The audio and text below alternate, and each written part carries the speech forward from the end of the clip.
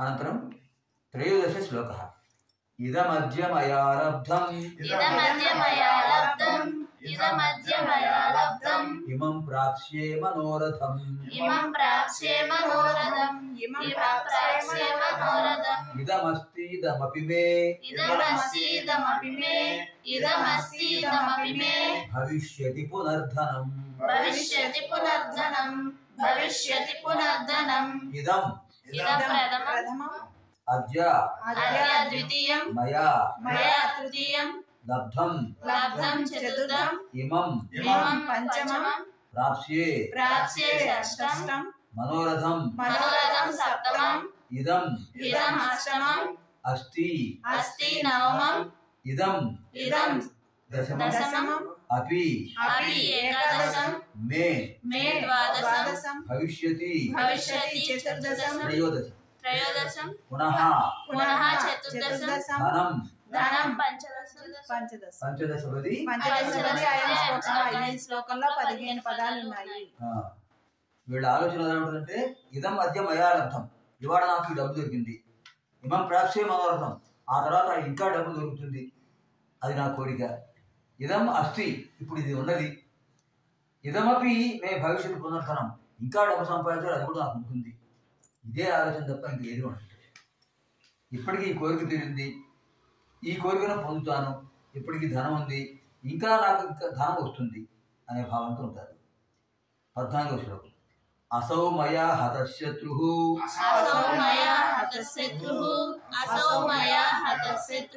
हनिष्ये चापरानपि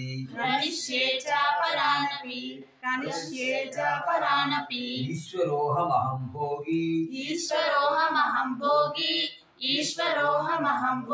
सिद्धोऽहं बलवान् सुखी सिद्धोऽहं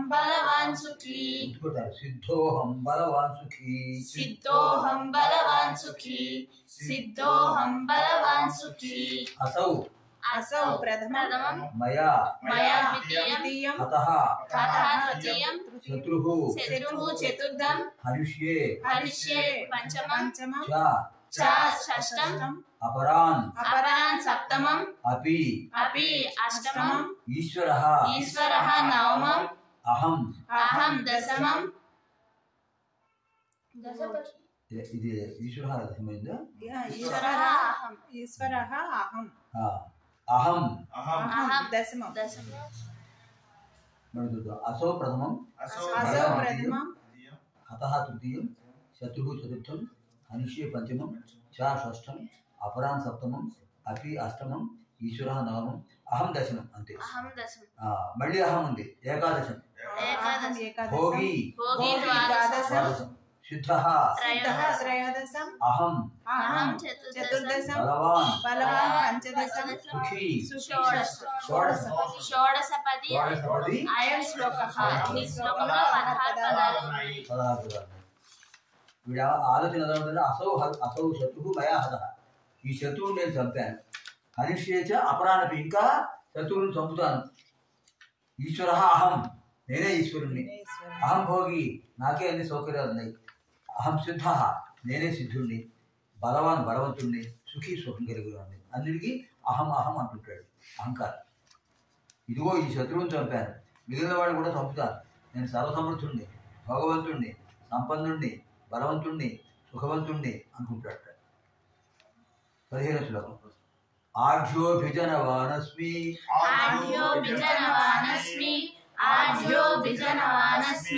కోన్యోస్తి సదృశో మయా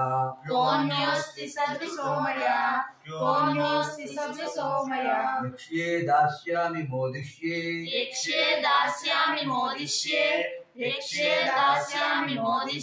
ఇత్యజ్ఞాన విమోహితాః.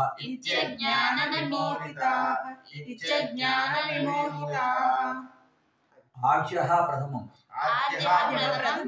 అభిజనవాన్ ద్వితీయం అస్మి తృతీయం కః చతుర్థం అన్యః పంచమం అస్తి షష్ఠం సదృశః సప్తమం మయా అష్టమం యక్ష్యే నవమం దాస్యామి దాస్యామి దశమం మోదిష్యే మోదిష్యే ఏకాదశం ఇతి ఇతి ద్వాదశం అజ్ఞాన విమోహిత అజ్ఞాన విమోహిత త్రయోదశపది అయం శ్లోకః 13 పదాలు ఉన్నాయి. వాడు ఆశీల లక్షణాలు వాడు ఏమనుకుంటారంటే ఆర్షః శ్రేష్ఠుణ్ణి, అభిజనవాన్ గొప్ప వంశంలో పుట్టాను, కహ అన్యః అస్తి సదృశో మయా మయా సదృశః కహ అన్యోస్తి, నాతో సమానమైన ఎవడైనా ఉన్నాడా, యక్ష్యే యజ్ఞాలు చేస్తాను, దాస్యామి దానాలు చేస్తాను, మోదిష్యే సంతోషంగా ఉంటాను, ఇది అజ్ఞాన విమోహితాయని అజ్ఞానంతో వాడు మోహితులైపోతారు. నేను ధనవంతుణ్ణి, పవిత్ర వంశంలో పుట్టాను, నన్ను పోలినవాడు ఇంకోడు ఎవడున్నాడు, యాగాలు చేస్తాను, దానాలు చేస్తాను, ఆనందిస్తాను అని అనుకుంటుంటాడు అహంకారంతో. 16 శ్లోకం. అనేక చిత్త విభ్రాంతా అనేక చిత్త విభ్రాంతా అనేక చిత్త విభ్రాంతా విసర్గ ఉన్నాయి అక్కడ లోపిస్తాయి ఇవి. అనేక చిత్త విభ్రాంతా అనేక చిత్త విభ్రాంతా అనేక చిత్త విభ్రాంతా మోహజాల సమావృతా మోహజాల సమావృతా మోహజాల సమావృతా ప్రసక్తాః కామభోగేషు ప్రసక్తాః కామభోగేషు ప్రసక్తాః కామభోగేషు పతంతి నరకేషు చౌ పతంతి నరకేషు చౌ పతంతి నరకేషు చౌ. అనేక చిత్త విభ్రాంతా అనేక చిత్త విభ్రాంతా ప్రథమం మోహజాల సమావృతా మోహజాల సమావృతా ద్వితీయం ద్వితీయం ప్రసక్తాః ప్రసక్తాః తృతీయం కామభోగేషు కామభోగేషు చతుర్థం పతంతి పతంతి పంచమం నరకే నరకే షష్టం అశుచౌ అశుచౌ సప్తమం. సప్తపది అయం శ్లోకః. ఈ శ్లోకంలో 7 పదాలు ఉన్నాయి. వీళ్ళు ఎలా అనుకుంటారంటే ఆశీర్వచనగిరి వాళ్ళు అనేక చిత్త విభ్రాంత అనేకమైన ఆలోచనతో భ్రాంతి పొందుతారు. భ్రాంతి అవి ఎటువంటి తెలియదు వాడికి, భ్రాంతితో ఉంటారు. మోహజాల సమావృత మోహం అనే అజ్ఞానం అనే వలలో చిక్కుకుని ఉంటారు. ప్రసక్త కామభోగేషు కోరికలు సుఖాలు వాటిలో నిమగ్నమైపోతారు. అంటే వాడు ఏమవుతారు చివరికి అశుచౌ నరకే పతంతి అశుచౌ నరకే పతంతి అపవిత్రమైన నరకంలో పడతారు. ఈ రీతిగా అనేక విధముల ఆలోచనతో సతమతమవుతూ మోహమనే వలలో చిక్కుకొని కోరికలను అనుభవించడం నిరంతరం లగ్నమైన వారై అపవిత్రమైన నరకంలో పడుతుంటారు. 17 ఆత్మసంభావితా స్తబ్ధాః ఆత్మసంభావితా స్తబ్ధాః ఆత్మసంభావితా స్తబ్ధాః ధనమానమదాన్వితాః ధనమానమదాన్వితాః ధనమానమదాన్వితాః యజంతే నామ యజ్ఞైస్తే యజంతే నామ యజ్ఞైస్తే యజంతే నామ యజ్ఞైస్తే దంభేనావిధిపూర్వకం దంభేనావిధిపూర్వకం దంభేనావిధిపూర్వకం. ఆత్మసంభావితాః ఆత్మసంభావితా ప్రథమం స్తబ్ధాః ద్వితీయం ధనమానమదాన్వితాః ధనమానమదాన్వితాః తృతీయం యజంతే చతుర్థం నామయజ్ఞైః షష్టం పంచమం తే షష్టం దంభేన సప్తమం అవిధిపూర్వకం అష్టమం. అష్టపది అయం శ్లోకం. శ్లోకంలో 8 పదాలు ఉన్నాయి. 8 పదాలు. వీళ్ళు ఎలా ఉంటారంటే ఆత్మ సంభావిత తమను తానే కోరుకుంటారు. వాళ్ళు ఎవరు కోరుకుంటారు? దుర్మార్గుల్ని. నేను వాడికి వాడే నేను గొప్పవాడిని అనుకుంటాడు. ఆత్మస్థుతి.